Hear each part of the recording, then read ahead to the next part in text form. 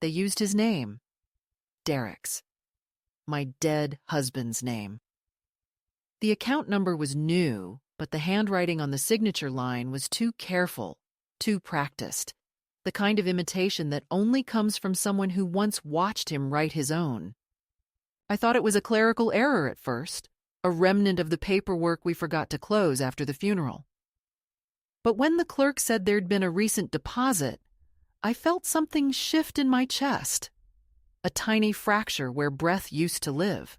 The first transaction was from my son, Paul. His name glowed right there on the screen, black letters against pale light. And for a moment, I wished I hadn't seen it. Wished I had let the past stay buried with Derek, where it belonged. I'm 78 now. I live in the same little brick house Derek and I bought when we were still half believing in forever. The kind of forever that smelled like varnish and weekend breakfasts. I don't own much anymore. A few pieces of furniture, some old photographs, my garden that refuses to die. But everything here carries his touch. Even the squeaky hinge on the front door feels like him, stubborn and loyal. After he died, I promised myself I'd keep things simple, quiet, tidy. No drama, no family disputes over inheritance or property. I wanted peace, not paperwork. And for 9 years, that's what I had. A silence thick enough to live inside. Then came the letter from the bank, folded neatly among my monthly bills, polite and dry, telling me they were updating beneficiary records and needed confirmation of activity. I almost threw it away. God knows, I've learned to distrust envelopes with windowed fronts and cheerful logos. But something, maybe Derek's ghost, maybe just habit, made me open it. It was a notice about a dormant account under the name Derek L. Morales, the same name carved on the headstone that I still polish every first Sunday of June. Dormant, it said, until last month. Someone had reactivated it. The letter wasn't accusing, just factual, but the words pulsed with quiet violence. Recent deposit, $500. Sender, Paul Morales. My son, my only child. I sat there at the kitchen table, the paper trembling between my fingers, and I remembered the day Paul was born. The smallness of him, the fear in Derek's eyes, the way we both cried at the sound of that first cry. I had loved that boy so fiercely that for decades I mistook devotion for destiny. Everything I did was for him. Every shift I picked up at the clinic, every corner I cut to pay for his education, every sleepless night spent praying he wouldn't inherit his father's restlessness or my longing to be needed. And now, even in death, Derek had been drafted into Paul's schemes. That was what the bank account felt like. A conscription. Someone pulling the dead back into service. The bank smelled of disinfectant and printer ink when I went there. It was raining that day. A thin, nervous rain that didn't dare soak anyone completely. The young teller, polite, efficient, looked at me with that mixture of pity and impatience reserved for the elderly. I handed her the letter. She typed something, frowned, and then softened her voice like I might break. "It seems this account was reactivated last month," she said, "by a surviving family member." I asked for the name. She hesitated. I gave her the look I used to give patients who wouldn't tell me where it hurt. She turned the screen toward me. Paul Morales. I didn't react right away. I just stared at the letters as if staring could change them. Then I asked softly, "Was it legal?" She blinked, startled. "Well, technically, yes. If he's a joint account holder or has power of attorney." I laughed then, a dry, brittle sound. My husband's been dead for 9 years. My son doesn't have power of anything. The teller said she'd have to check with her manager that there might be a note, maybe a form signed years ago. I thanked her, took the copy she printed, and left before she could ask if I needed assistance. The rain had stopped, but the sky hung heavy, like someone had forgotten to turn the page. I walked home slowly, thinking about Derek's old handwriting, how he used to sign things with a flourish, the loop on the M always slightly exaggerated, as if his name were too alive to stay on the line. I still had samples of it in the filing cabinet, cards, receipts, the will. I compared them later that evening. The signature on the new account form wasn't his. It was careful, yes, but the slant was wrong. Derek had been left-handed. Whoever forged it used the right. I sat there until midnight, the papers spread across the table like witnesses, and I thought of Paul. I thought of the last time he visited, 6 months ago, unannounced, restless, talking too fast about opportunities and short-term liquid assets. He'd asked to borrow a small sum, said he needed it for transitional expenses. I told him I couldn't. Spare. He smiled that too easy smile of his and said, "Don't worry, Mom, I'll figure it out." I didn't know he meant this. He's 52 now, successful by most measures, 2 grown children of his own, a wife who calls once a year at Christmas and signs cards with both their names. I used to think that was love, the inclusion of my name on someone else's sentiment. But now I see it for what it was. Maintenance. Like watering a plant you secretly wish would die. The truth is, Paul doesn't visit for me. He visits for memory, for obligation, for whatever can still be claimed in my name or Derek's. And now, apparently, even the dead can be useful if you know how to write their signature right. I didn't sleep that night. The house was too full of ghosts. Not the kind that rattle chains, but the quiet, administrative kind. Numbers, forms, balances. Derek's photograph on the mantel looked different in the lamplight, like he was watching me realize something too late. I wanted to be wrong. I wanted the deposit to mean something kind. A memorial, a mistake, a clerical coincidence. But I've lived too long to confuse carelessness with coincidence. Paul had taken something that wasn't his, and worse, he'd done it using the man I once trusted more than myself. That's a double death, you know. First you bury a body, then, years later, someone buries the truth that came with it. I told myself I'd confront him calmly. I rehearsed sentences in my head. Logical, measured, polite. But beneath them all ran a different voice, older and truer, the one that said, "He's already answered you, Mother." He answered with the deposit. The morning light came pale and dishonest.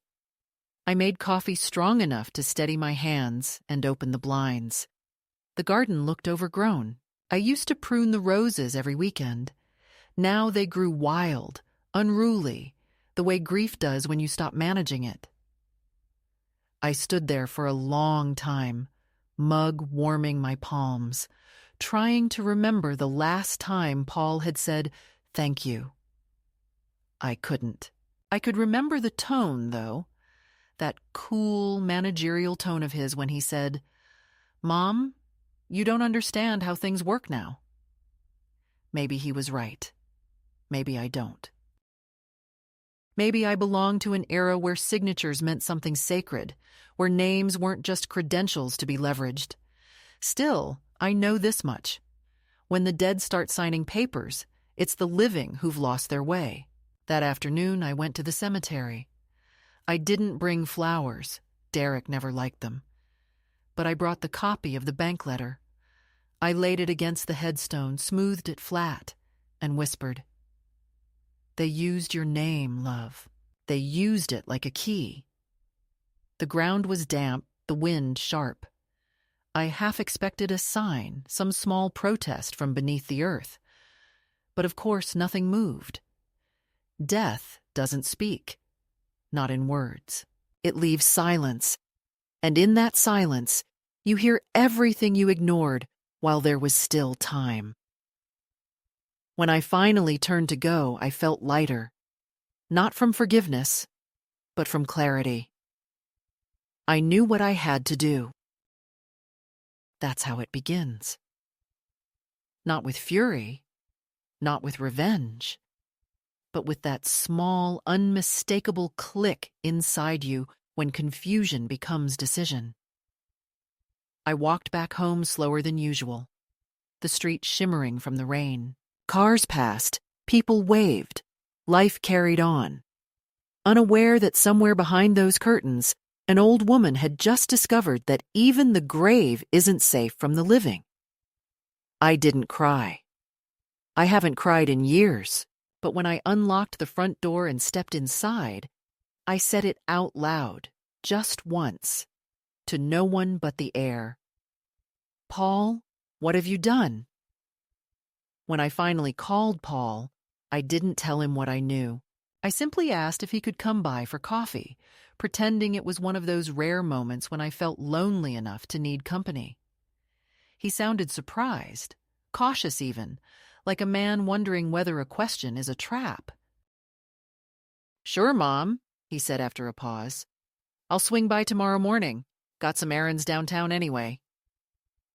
His voice was light, but there was a nervous undertone to it, a small ripple of guilt trying to disguise itself as busyness.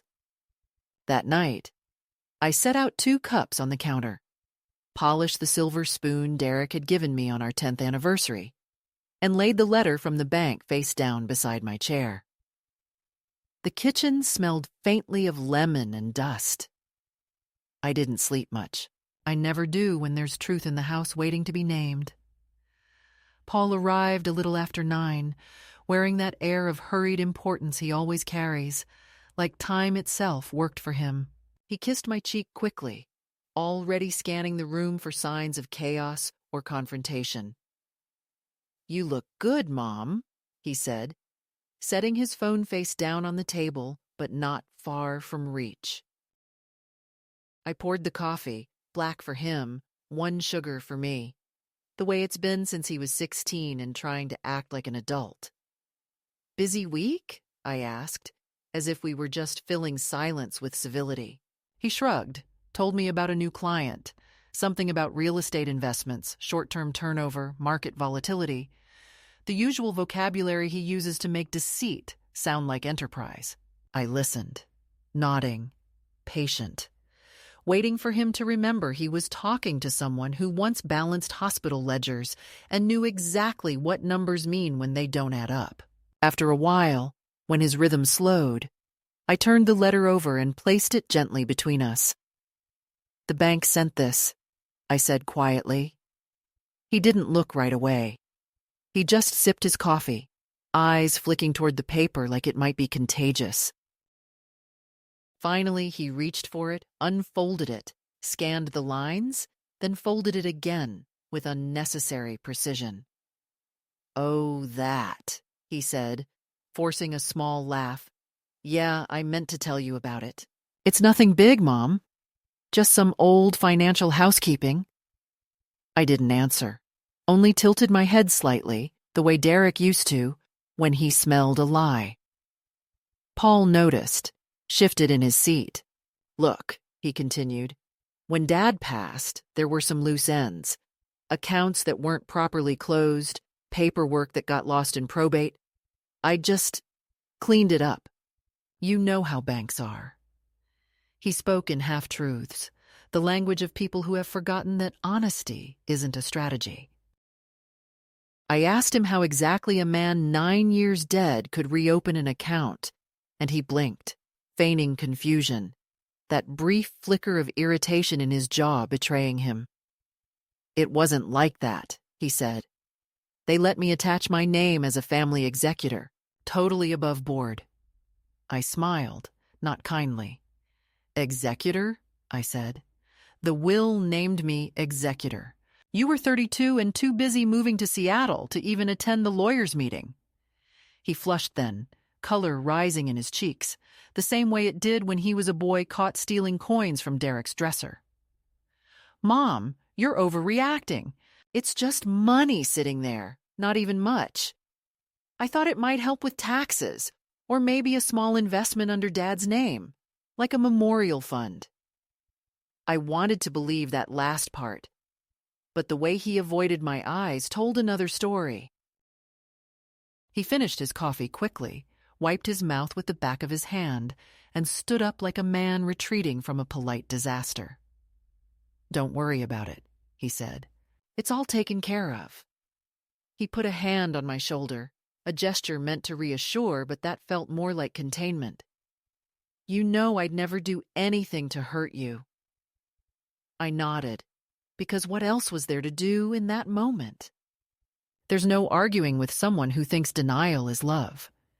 When he left, the silence he left behind was so loud it seemed to hum. I sat back down, touched the still warm cup he had abandoned, and realized it was half full. Derek used to say that's how you can tell when someone plans to return. They leave something unfinished. But I knew Paul wouldn't be back, not until he had a reason that benefited him.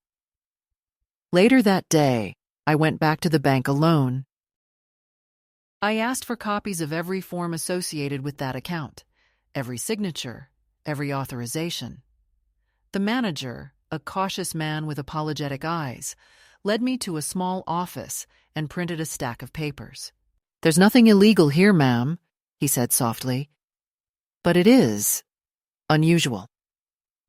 I thanked him and carried the documents home, like evidence from a crime I wasn't sure how to describe.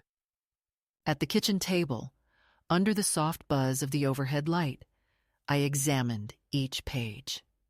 There it was, my husband's name, written in familiar, practiced loops, but the spacing was wrong, the confidence too deliberate, and beside it, in neat digital print, Paul Morales, co-signatory. The date of activation was last spring.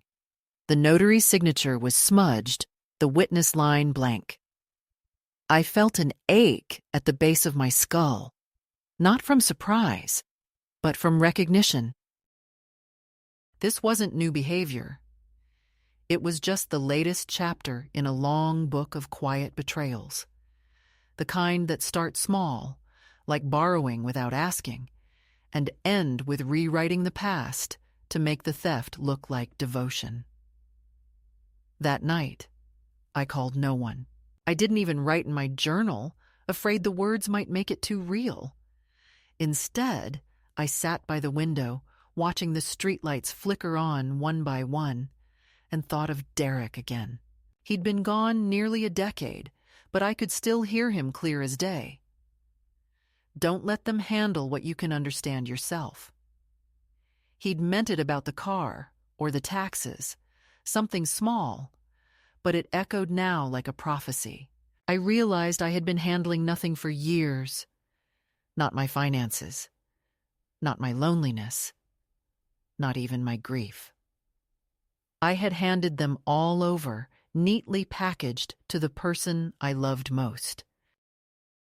Paul had become the keeper of my burdens, and now he had found profit in them. The following morning, I received a call from the credit union, where Derek's old pension had been transferred. The woman on the line sounded nervous. "Mrs. Morales, we're confirming your request to transfer the remainder of your husband's pension into the joint memorial account at Bank West?" My throat tightened. "I didn't request that," I said. There was a long pause, then the sound of keys tapping. "Oh," she murmured. "It must have been filed under your son's authority. Same last name, same address. Looks like a verified family claim." I thanked her, though my voice shook, and hung up before she could say anything else. My hands trembled as I dialed Paul's number, but I stopped before pressing call. Instead, I went to the cabinet, found Derek's old file, and pulled out the pension authorization forms. His signature was there, faded but firm, beside mine. Together. I pressed my palm over it and whispered, "They've taken your name again, love." That was the moment it became real, not just a suspicion, but a fact solid enough to bruise. It wasn't just money, and it wasn't just deceit. It was theft of identity, theft of memory, theft of peace. When the debt are used, it isn't fraud, it's desecration. I thought of all the times Paul had said, "You don't need to worry about that stuff anymore, Mom." And I had listened, grateful even, because it was easier to let someone else manage the hard things. But there is a cost to surrender, and mine had come due. I poured myself another cup of coffee and sat back down at the same table where Derek used to read the morning paper. The surface was scratched now, worn smooth in places by years of elbows and meals and folded mail. It looked almost like a map, a record of the life we built together. I laid the bank papers across it and said out loud, to no one, "This is where it starts." And I meant it. Not the problem, but the reckoning. I didn't know yet what I would do, how far I would go, or what it would cost me. I only knew that if I stayed silent this time, I would lose not just money or memory, but myself. In the days that followed, everything around me seemed to take on a strange double life.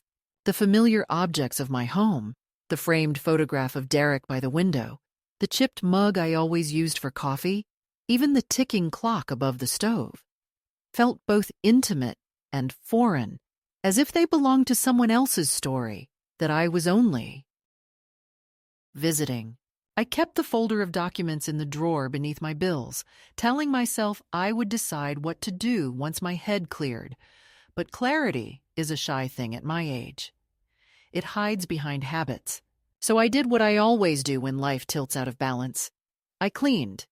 I washed the dishes even though they were already clean, scrubbed the sink until it gleamed, polished Derek's old tools in the shed, though I hadn't touched them in years. There's a comfort in order even when it's only the illusion of control. But no matter how many times I rearranged the silverware drawer or folded towels, I couldn't shake the feeling that the air in my house had changed. It was heavier somehow, not with grief, but with deceit. And deceit has its own smell. It lingers like stale perfume. Sweet at first, then sour. 2 days later, I went to Paul's house under the pretense of bringing over a casserole. It's something mothers do when words fail them. His wife, Nora, opened the door with that polite stiffness she's perfected over the years, the one that says, "I'm busy, but come in if you must." She's younger than Paul by a decade, stylish, sharp, always too aware of appearances. The living room smelled of scented candles and something artificial, maybe lavender or anxiety. Their daughter, Emily, was on the couch with headphones, her eyes fixed on a glowing screen. She didn't even look up to say hello. Nora accepted the casserole with a smile that didn't reach her eyes. "That's sweet of you," she said. "Paul mentioned you two had coffee the other day. Everything all right?" Her tone was casual, but her eyes flickered, measuring my answer. "Oh, yes," I said. "Everything's fine. We were just catching up on old paperwork." She nodded, pretending to understand, but I saw the faint twitch of curiosity in her brow.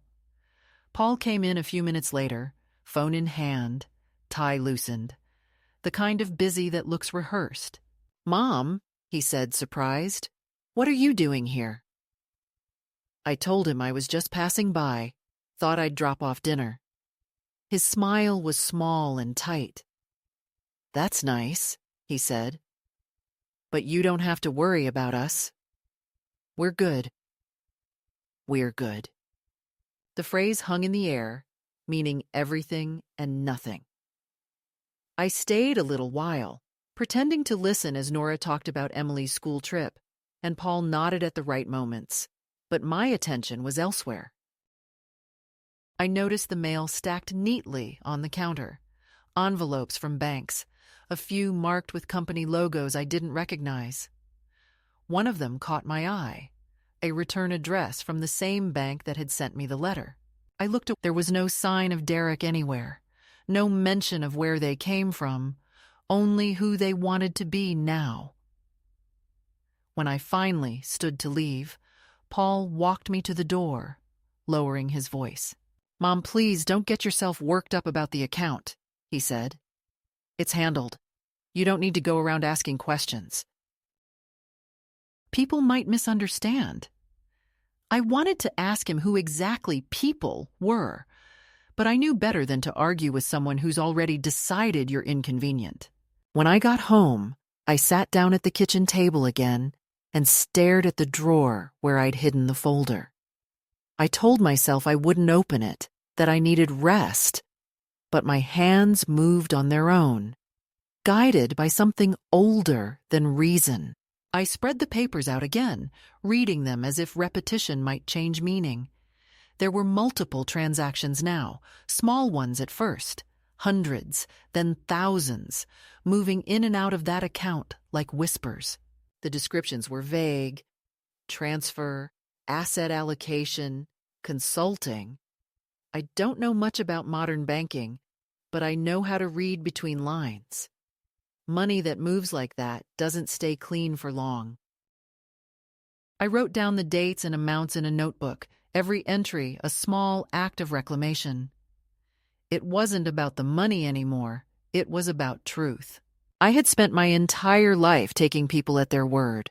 My husband, my son, even the priests who told me grief would fade with prayer. But faith is a fragile thing. Once cracked, it lets in light, and the light shows you everything you didn't want to see.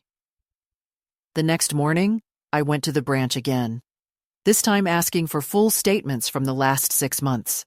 The teller, the same young woman from before, hesitated, then disappeared into a back office. I waited. The clock on the wall ticked slow and deliberate, like judgment. When she returned, she carried a file and whispered, "You might want to sit down." Inside were pages of transactions, deposits, withdrawals, transfers to an investment firm I didn't recognize. The amounts grew larger over time. There were initials next to each entry: PM, my son's initials. At the bottom of the page, the balance was nearly zero. Whatever money had been there was gone. I thanked her quietly, took the file, and walked out into the blinding sunlight. The world outside seemed almost mocking in its brightness, the same way a hospital feels too clean after bad news. For the rest of the week, I moved through my days like a shadow of myself. I still went to the market, still watered the plants, still greeted the neighbors, but inside I was unraveling. At night, I lay awake, listening to the refrigerator hum, wondering how many lies can coexist with love before one cancels the other. I thought about Derek again, about how careful he'd been with everything, his tools, his money, his promises. He used to say, "If you're honest, you don't have to remember what you said." I wonder what he would say now, seeing our son build a life out of omissions. By Friday, I'd decided to test him. I called and told him I'd received another notice from the bank and needed his help understanding it. He hesitated, then agreed to come by the next day. I made no coffee this time, no small talk, no pretenses. When he arrived, I had the documents spread across the table, every page in order. "Tell me the truth," I said calmly. He looked at the papers, then at me, and for the first time I saw something like fear in his eyes. "Mom, please," he started. "You're not seeing the big picture." That phrase, big picture, made something inside me snap. "The big picture?" I repeated. "The big picture is that you forged your father's name and used his death as collateral." My voice didn't rise, but it filled the room. He rubbed his temples, sighed heavily, and muttered, "You don't understand how complicated this is. I was just moving assets trying to help you. You're not exactly great with finances." He said it like a fact, like a mercy. I felt a strange calmness wash over me then, the kind that comes when anger burns too clean to leave smoke. "I may not understand your world," I said, "but I understand theft." He gathered the papers abruptly, stuffed them into the folder, and said he'd take care of it. I didn't stop him. Sometimes the smartest way to see what a person will do next is to give them the rope they think they can pull you with. After he left, I sat very still, watching the dust motes drift through the slanting light, feeling an ache so deep it didn't have a name. This wasn't about losing money. It was about losing the illusion that family means safety. When Derek died, I thought the worst was over, that grief was the final betrayal life could offer. But grief, I learned, is only a rehearsal for other absences. That evening, as the sky turned the color of watered wine, I wrote a letter to the bank's compliance department. I didn't send it, not yet. I wanted to see if Paul would call, if he would try to explain, or even apologize. He didn't. 3 days passed in silence. The only sound in the house was the creak of the floorboards, the small sighs of a home that has learned to keep secrets. On the 4th day, I went to the mailbox and found a new envelope from the bank. Inside was a single line: "Account closure in process, pending confirmation from primary account holder." I read it twice, then laughed softly. Primary account holder, a dead man, my husband, and somewhere out there, my son pretending to be him. The absurdity of it was almost biblical. I poured myself a glass of sherry, sat by the window, and watched the streetlights blink on. Somewhere, a child was calling for his mother. The sound was faint but sharp, cutting through the still air. I thought of Paul as a little boy, running up the front steps, holding out a scraped knee for me to kiss, believing I could fix anything with a bandage and a prayer. I wish I could say that boy still lived somewhere inside the man he'd become, but that night, all I could feel was distance, long, cold, and deliberate.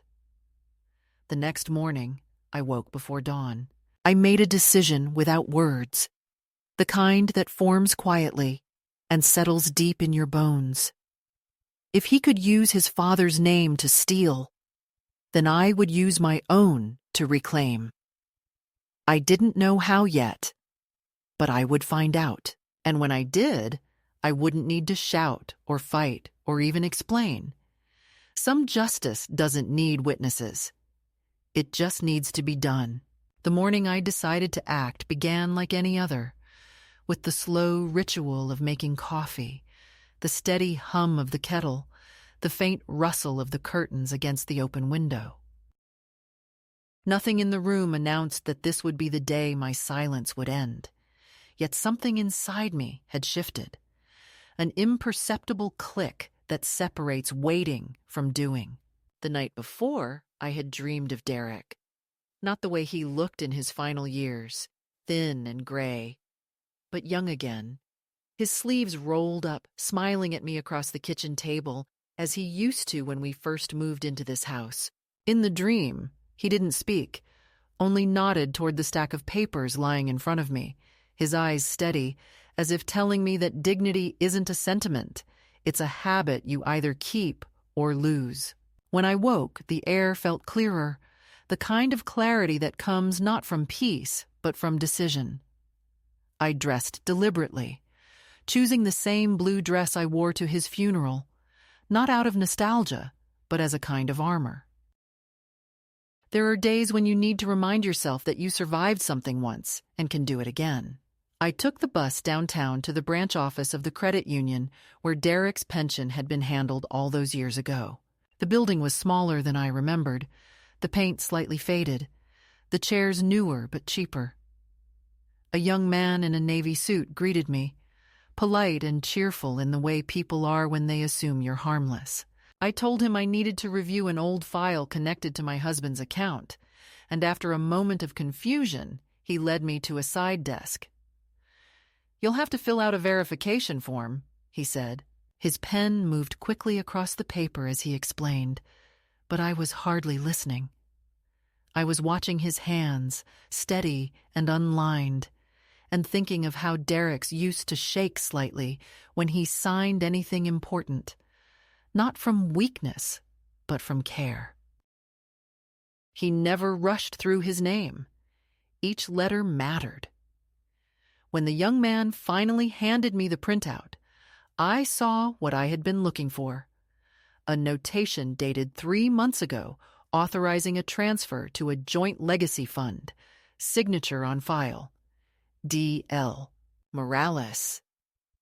The letters were almost perfect, but not quite.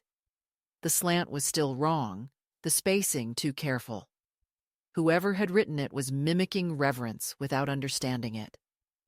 I looked up at the clerk, whose expression was neutral but kind. "Can I get a copy of this?" I asked. "Of course," he said, sliding it into an envelope. I thanked him, then paused. "Tell me something," I said softly. "If you saw a signature like this, one that looked right but not quite real, would you know the difference?"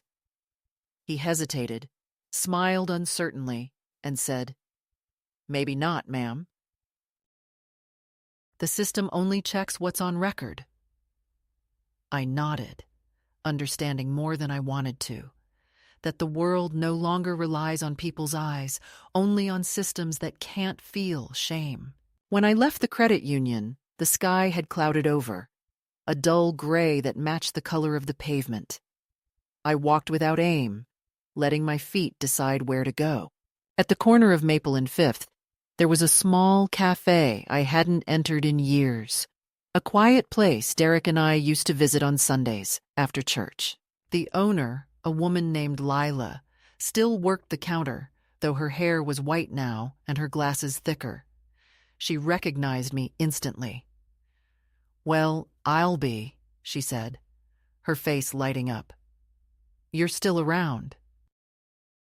"I thought you moved closer to your son." I smiled faintly. "Not yet," I said. "Not anymore." She poured me a cup of coffee without asking, the old-fashioned kind in heavy porcelain cups, not the paper things everyone uses now. I sat by the window and watched people hurry by, each one tethered to a phone or a purpose, and I realized how invisible age makes you. No one looked twice at me. I could have vanished, and the only witness would be the coffee cooling in front of me. Strangely, the thought brought comfort. There's a certain freedom in being unseen. It means you can move quietly, and quiet movements are the most powerful kind. I spent nearly 2 hours there, sorting through the copies I had collected, circling dates, writing notes in the margins, and by the time I finished, I had mapped out a pattern. Every withdrawal from Derek's fraudulent account had been followed. Within 24 hours by a deposit into a corporate entity registered under a generic name, Moralex Consulting. I didn't need to guess what that was. Paul had always been clever enough to disguise greed as enterprise, but now I had proof. Something tangible I could hold up against his carefully arranged lies. For a moment I felt almost giddy, not from victory, but from the return of competence, the reminder that I wasn't the helpless woman my son had decided I'd become. I was still the same woman who managed hospital budgets, who balanced ledgers without computers, who raised a child through debt and doubt, and never missed a bill. The problem wasn't that I had grown incapable. It was that I had been convinced to stop believing my capability mattered. On the way home, I stopped at the library, another place I hadn't visited in years. The same librarian from decades ago still sat behind the desk, older, gentler, but just as sharp. She remembered me, too. "Mary Morales," she said, smiling. "We haven't seen you in forever." I told her I needed to look up legal resources about identity misuse and inheritance law. She didn't ask why, just led me to the right section, her voice low, as if guiding someone through grief. I spent the afternoon reading until my eyes blurred, learning about things I'd never thought I'd need to know: how signatures can be authenticated, how power of attorney expires with death, how silence can be mistaken for consent. When I finally left, the sun was setting, streaking the street in gold and rust. It looked almost like forgiveness, though I knew it wasn't. That evening, I made a simple dinner: rice, beans, a piece of fish, and ate it at the table alone. I didn't cry, though I felt something like tears pressing behind my eyes, more out of exhaustion than sorrow. Afterward, I opened Derek's old desk, the one I hadn't touched since he died. The drawers smelled faintly of cedar and old paper. Inside, among the bills and photographs, I found a small envelope marked in his handwriting: "For Mary, if she ever forgets." I almost didn't open it. My hands trembled as I slid out the folded sheet.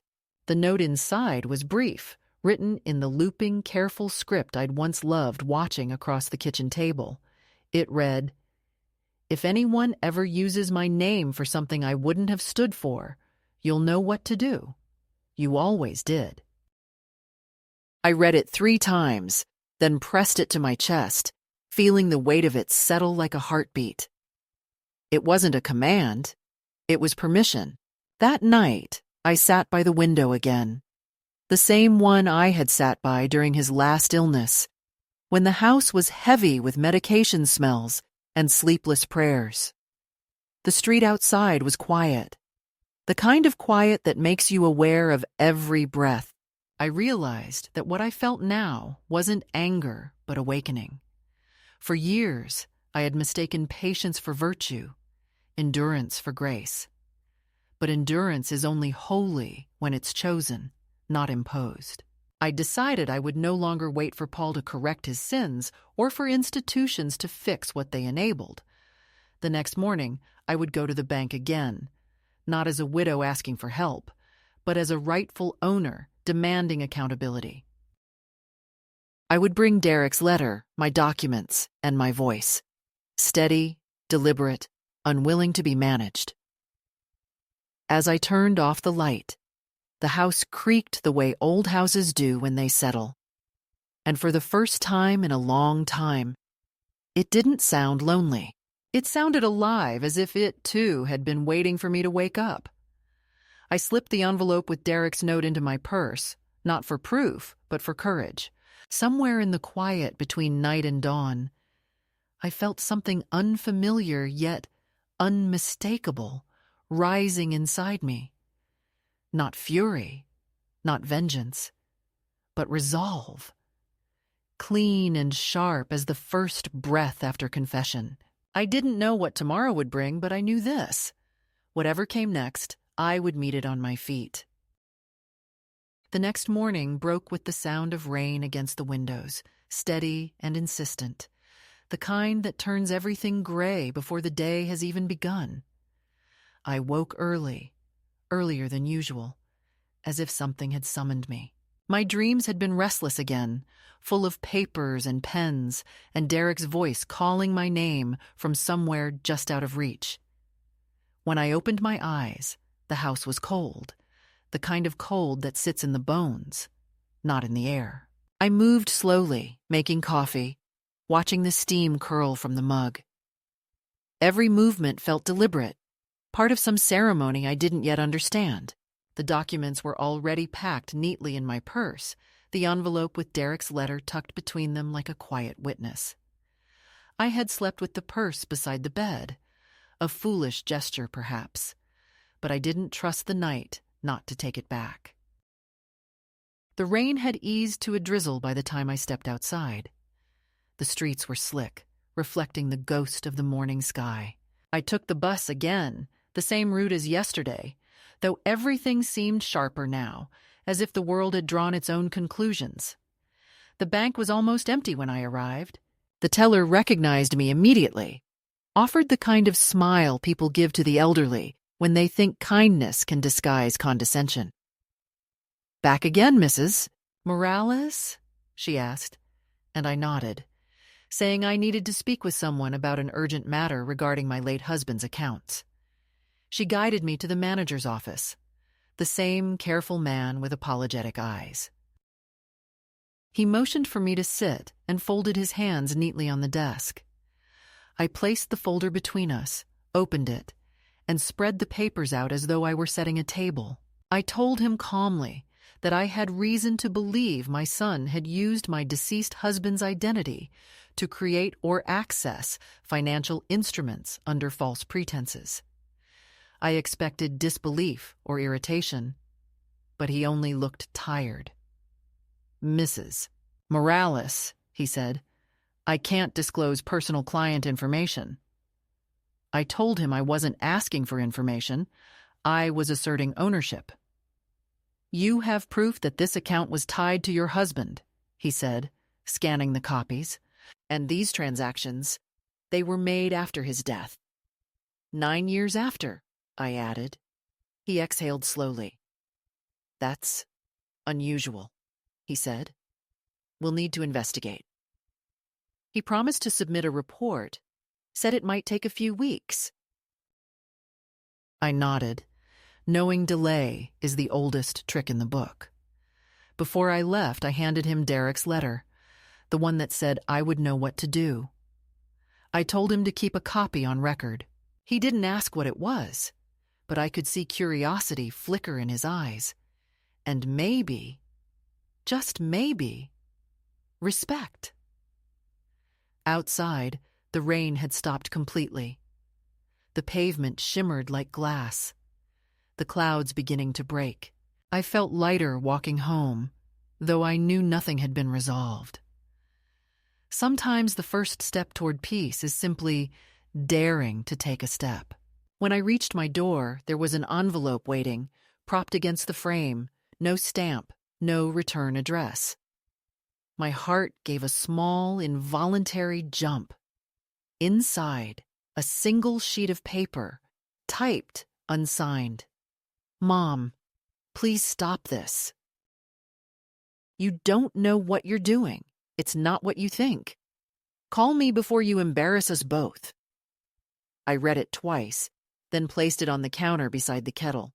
The word that struck me wasn't stop or embarrass. It was us. The assumption that my silence was still his possession, that my dignity was part of his estate. I didn't call him.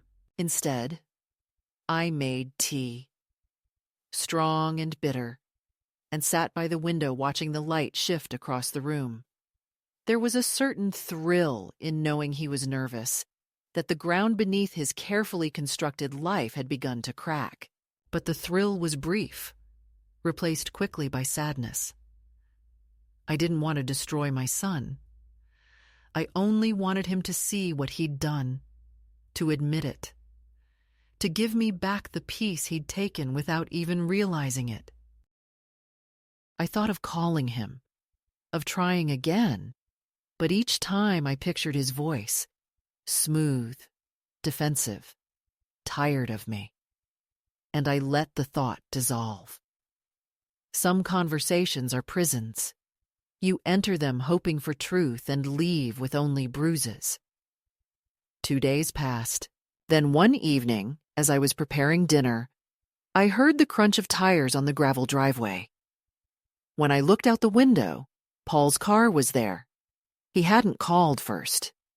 He stepped out quickly, his posture tense, his face pale. He carried a folder in one hand and anger in the other. I opened the door before he could knock. "You could have told me you were coming," I said. "Would you have opened the door if I had?" he asked. I didn't answer, just stepped aside. He entered like a man walking into enemy territory, glancing around as though even the walls might betray him. "Mom," he began, "what are you trying to do? You're making things worse for everyone." I said I didn't understand what he meant. He set the folder down on the table and opened it. Inside were copies of my complaint to the bank. "You went to them," he said, his voice low but shaking. "You made this official. Do you know what that looks like for me? For my firm?" His words came fast, practiced, the tone of a man used to controlling the narrative. I listened, letting him speak, waiting for the part where he would say he was sorry. It never came. Instead, he told me how complicated things were, how he was trying to manage the family's finances more efficiently, how certain assets were just held temporarily under Dad's name for tax reasons. He used words like restructuring and legacy planning, phrases meant to make theft sound noble. "You're thinking too small, Mom," he said. "I'm protecting what's yours." "By stealing what's mine?" I asked quietly. "Don't be dramatic," he said, running a hand through his hair. "You've always misunderstood how these things work. It's not about money.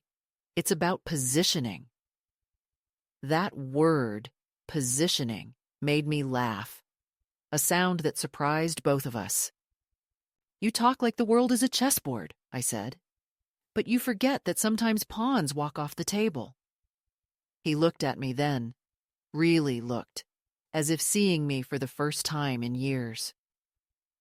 "What do you want from me?" he asked. "The truth," I said.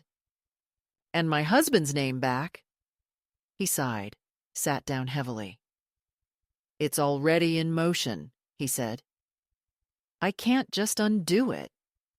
The account's connected to other portfolios, clients, investments. If I reverse it, I'll lose everything."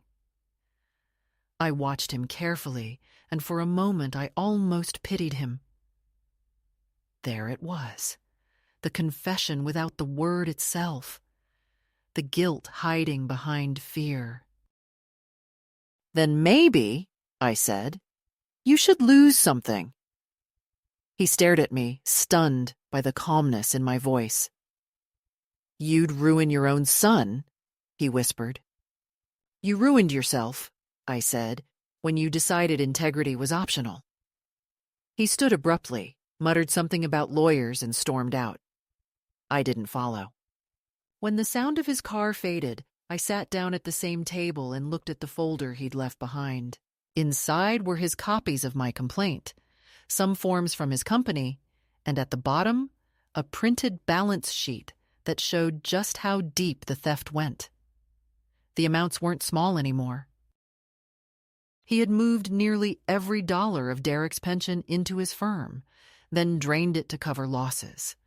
It wasn't only deceit, it was desperation. That night, I couldn't sleep. The rain returned, soft at first, then heavier, drumming against the roof like an old clock, reminding me of everything I'd ignored for too long. Around midnight, I got up, turned on the lamp, and wrote a letter, not to Paul, but to his daughter, Emily. I told her that someday she might hear stories about her grandmother being difficult, stubborn, unreasonable. I told her that wasn't true, that what she was witnessing was what it looks like when a woman refuses to disappear politely. I told her that love without respect is only habit, and habits can be broken. I didn't intend to send it yet. It was enough to know the words existed. In the morning, I went to see a lawyer, a woman recommended by an old friend from church. Her office was small but orderly, smelling faintly of lemon oil and paper. She listened as I explained, nodding, her pen moving quickly across her notepad. When I handed her the documents, she read them carefully, her expression tightening with each page. "This is serious," she said finally. "It's fraud and identity misuse, but because it involves family, you'll have to decide what outcome you want." I asked what my options were. She said I could file a report, pursue restitution, or petition to have Derek's name legally protected against further use. "What would you do if it were your husband's?" I asked. She looked at me, her eyes steady. "I'd make sure the truth was written somewhere that couldn't be erased." That was enough for me. I signed the papers authorizing her to move forward. When I returned home, the house felt different again, emptier but cleaner. I opened the curtains wide and let the light in. On the kitchen counter, the note Paul had left still sat where I'd placed it, its edges curling slightly from the humidity. I took it, folded it once, and placed it in the trash. There's a moment in every betrayal when grief turns into clarity, when you stop asking why and start deciding how. I had reached that moment. A few days later, the lawyer called to tell me the complaint had been filed and the account frozen pending review. "You'll probably hear from him soon," she warned. She was right. That evening, my phone rang again and again. First his number, then unknown numbers, then silence. I didn't answer any of them. Around midnight, a message came through. "You've made a mistake you can't take back." I stared at it for a long time before deleting it. Maybe he was right. But some mistakes are necessary. They're the way we reclaim our own names. In the quiet that followed, I went outside and stood on the porch. The rain had stopped, leaving the air cool and sharp. The streetlights shimmered on the wet pavement, and somewhere in the distance, a train was moving, its low hum steady and certain. I thought of Derek again, how he used to fix everything with patience and how he'd say, when life became too tangled, "There's always a line you don't cross, Mary." I smiled then, because I finally understood that crossing lines and defending them are sometimes the same act. I whispered into the night, "I didn't cross it, love. I just moved it back to where it belongs." The letter from the lawyer came on a Thursday morning, folded neatly inside a cream envelope that looked too polite to contain anything final. I knew what it was before opening it. I sat by the window, letting the sunlight warm my hands, and for a moment I simply looked at it lying there on the table. I had spent weeks circling this point, walking toward it slowly, as if afraid of what it would demand from me. But when I finally slit the envelope open, there was no fear left. Only inevitability. The document inside confirmed what I already knew. The investigation was complete. The bank account had been verified as fraudulent, and the funds traced back to Paul's firm. The authorities had been notified, and the process of restitution would begin within days. There was a line at the bottom, brief and brutal. "Your son has been contacted." I read it once, twice, then folded the paper and placed it on Derek's old desk beside the vase of fading lilies. The phone began to ring not long after. I didn't answer. The sound filled the room, stopped, then began again, more insistent this time. By the third call, it switched to silence. I knew who it was. He didn't leave a message. He didn't need to. There are tones that mothers recognize even through silence. The sound of a son's life collapsing behind a closed door. For a moment, I almost felt sorry for him. Almost. Then I remembered the forged signature, the hollow explanations, the years of quiet manipulation dressed as care. I made myself another cup of coffee and waited for what I knew would come next. By afternoon, there was a knock on the door, not tentative this time, but urgent, almost desperate. When I opened it, Paul stood there, soaked from the rain, his face pale and drawn. He looked older, smaller, as if the scaffolding of his pride had finally crumbled. "They called me?" he said, his voice raw. "Do you know what you've done?" I stepped aside, letting him in. He moved past me into the living room, pacing like a man rehearsing outrage. "You went to the authorities," he said. "You turned your own son in."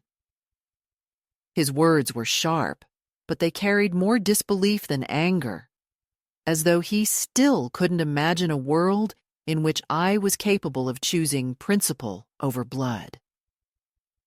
I didn't interrupt him.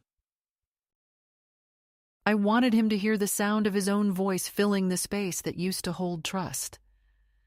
When he finally stopped, I spoke quietly. "No, Paul," I said. "I didn't turn you in. You did that yourself when you signed your father's name."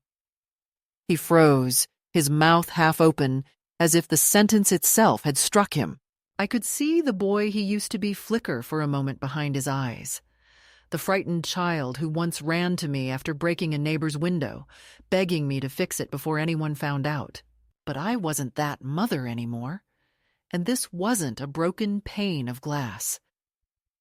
"You don't understand," he said finally. "I was trying to protect what's ours. The system doesn't care about us. I stopped him with a look. "The system?" I said. "You became the system, Paul. You learned how to exploit what you thought you were protecting." He sank onto the couch, rubbing his face with both hands. "They're going to ruin me," he murmured. "Everything I've built, gone." His voice cracked, and for a moment, I felt the old reflex to comfort him rise in me like muscle memory. But I stayed still. "You built it on sand," I said softly. "It was always going to fall." He looked up at me, eyes glistening. "You don't understand what it's like," he said. "Trying to hold everything together, trying to keep up, to give Emily the life she deserves. I didn't mean to hurt anyone. I just thought—" He stopped, unable to finish. I wanted to believe him. God help me, I wanted to. But every act of betrayal is born from a thought that begins with good intentions and ends in self-justification. "You thought I wouldn't notice," I said. "You thought I'd let you use your father's name like a shield. But that name meant something. It was earned, not printed. You don't get to spend it." He stood abruptly, moving toward me. "Please," he said, his voice breaking. "Call them. Tell them it was a misunderstanding. You can still stop this." I looked at him for a long moment, and then I shook my head. "No, Paul. Some things need to break." The air between us went still. He stepped back, as if struck. I could see realization settle in, the understanding that this time there would be no quiet forgiveness, no mother's rescue. He turned away, his shoulders slumped, and for the first time since he was a boy, he wept openly. I didn't move to him. I let him cry. The sound filled the house like rain on a roof, steady, unrelenting, cleansing. When he finally left, the door closed with a soft click that felt almost sacred. I stood there for a long time, staring at the space he had occupied, the faint smell of wet wool lingering in the air. Outside, the rain had stopped, and the world seemed suspended in that delicate stillness that follows a storm, when everything looks both ruined and reborn. I went to the desk, took the letter from the lawyer, and placed it inside Derek's old ledger, the one he used to balance every expense down to the cent. I wrote one line at the bottom of the last page. Balance restored. It was a private declaration, not for courts or banks or even family. It was for me, for Derek, for the quiet integrity we'd built and almost lost. That evening, I walked to the cemetery, carrying no flowers, only a single folded note. The grass was wet beneath my shoes, and the air smelled faintly of earth and rain. I knelt by Derek's headstone and laid the note against it. "It's done," I whispered. "He can't use your name anymore." I traced the letters of his name with my fingers, the carved grooves cool and familiar. "I did what you would have done," I said. "Maybe not as gracefully, but I did it." The wind moved gently through the trees, a soft rustle that felt like a scent. I stayed there until the sun began to set, painting the sky in muted shades of amber and gray. When I finally rose, I felt no triumph, no bitterness, only a deep, quiet certainty, the kind that comes when you've honored something sacred at great cost. Back home, the house was bathed in the soft light of early evening. I made tea, sat by the window, and listened to the faint hum of the city beyond. Somewhere, I imagined Paul sitting in his office, realizing that the empire he'd built had been nothing more than borrowed time. Maybe he hated me in that moment. Maybe he didn't. It didn't matter. I had crossed the line that separates fear from freedom, and there was no crossing back. I thought about calling him one last time to tell him that despite everything, I still loved him. But I didn't. Love isn't always expressed in forgiveness. Sometimes it's in the refusal to enable. As the light faded, I opened Derek's letter again, the one that had guided me through these weeks. The paper was worn now, the edges soft from being held too often. I read his words once more. "You always knew what to do." I smiled, not because it made me happy, but because it felt true. I had done what needed to be done, and in doing so, I had reclaimed not just his name, but my own. The house around me seemed to exhale, as if it too had been holding its breath all this time. I closed my eyes and let the quiet fill me, deep and unbroken. The world outside went on, unchanged. But inside, something irreversible had settled.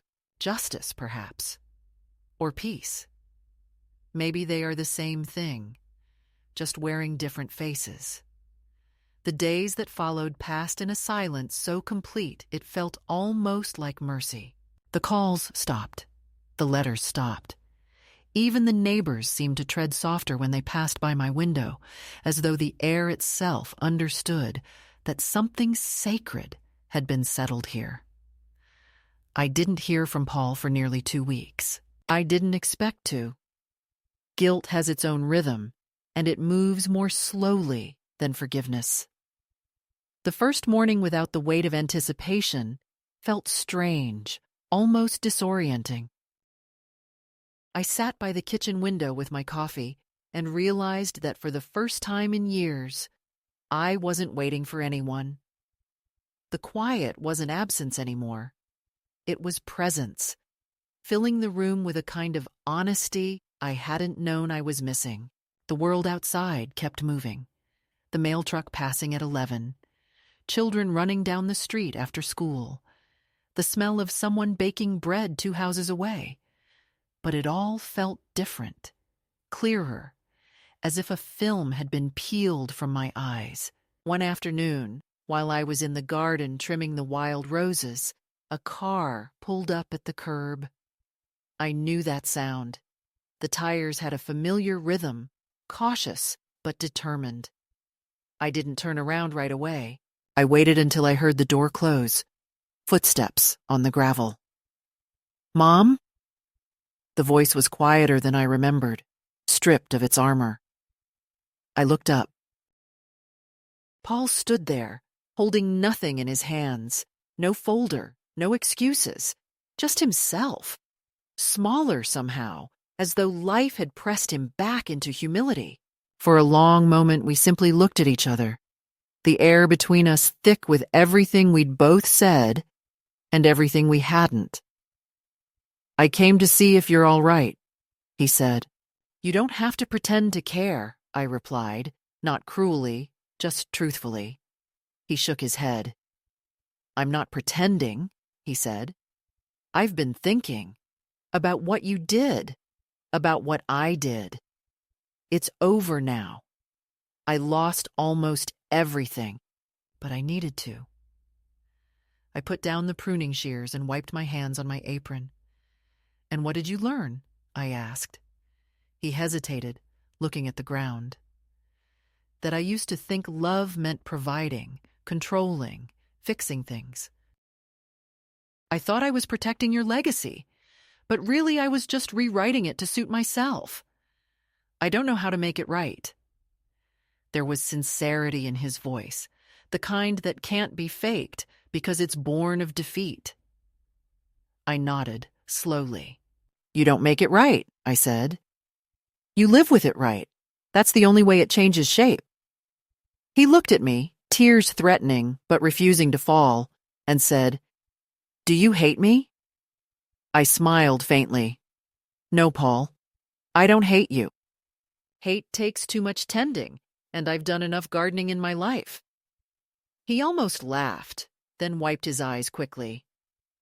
"I'll go," he said. "I just needed to see you once more." He turned to leave, but I stopped him with one sentence.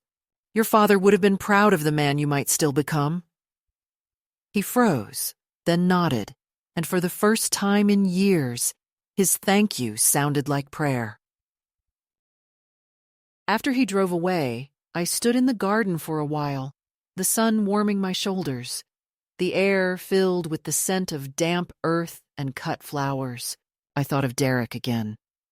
Not as a ghost or a memory, but as something quieter, a steady pulse beneath everything that still lived here. I went inside, took out his ledger, and placed within it a single dried rose petal from the bush I'd just trimmed. It felt right to leave something living inside the record of what had been lost. Then I opened a new notebook and wrote the date at the top of the first page. Beneath it, I wrote one line. "This is not the end. It's the balance after the storm." That evening, I sat by the window as the light faded, the same place where all of this began, and watched the street settle into dusk. The world outside didn't know my story, and it didn't need to. Justice, after all, is rarely loud. It happens quietly, like growth beneath the soil. I thought about the women I've known, the widows, the mothers, the ones who were told to stay silent for the sake of family harmony, and I wished I could tell them what I'd learned, that silence is not peace, that endurance is not loyalty, and that love, if it demands your disappearance, is not love at all. When night came, I turned off the lights and let the darkness fill the room. It wasn't heavy anymore. It felt like a blanket, something that belonged to me again. I whispered, not to anyone living but to the air itself. I did what had to be done, and I'm still here. The words sounded steady, not triumphant, just true. Somewhere beyond the window, a train passed, its distant hum soft and low, carrying other stories away into the dark. I sat there, listening until the sound faded completely, then smiled to myself. Some endings don't close like doors. They dissolve, leaving you with the quiet knowledge that you've come home to yourself,